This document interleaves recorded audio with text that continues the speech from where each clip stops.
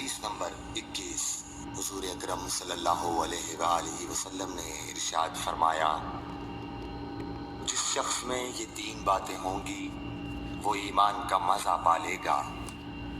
ایک یہ کہ وہ شخص جسے اللہ اور اس کا رسول ان کے ماں سوا سے زیادہ عزیز ہوں، اور دوسرے یہ کہ جو کسی بندے سے محض اللہ ہی کے لیے محبت کرے، اور تیسری بات یہ کہ جسے اللہ نے کفر سے نجات دی ہو پھر دوبارہ کفر اختیار کرنے کو وہ ایسا برا سمجھے جیسا آگ میں گر جانے کو برا جانتا ہے۔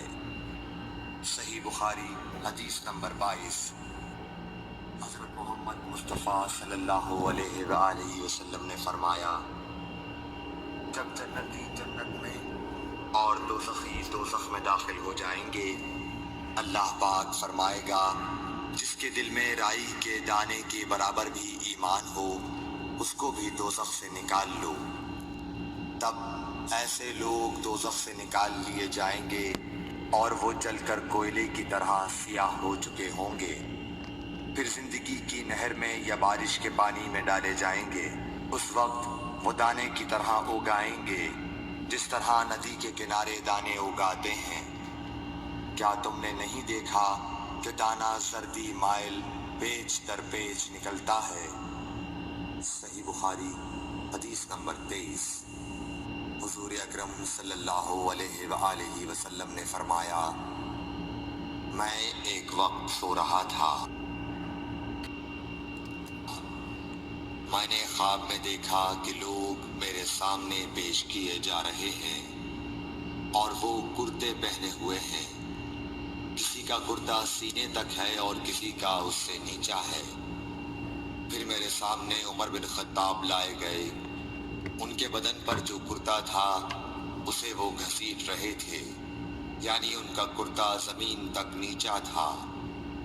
صحابہ رضی اللہ تعالیٰ عنہ نے پوچھا کہ یا رسول اللہ اس کی کیا تعبیر ہے؟ آپ نے فرمایا کہ اس سے دین مراد ہے۔ حدیث نمبر 24۔ ایک مرتبہ رسول کریم صلی اللہ علیہ وسلم ایک انصاری شخص کے پاس سے گزرے، اس حال میں کہ وہ اپنے ایک بھائی سے کہہ رہے تھے کہ تم اتنی شرم کیوں کرتے ہو؟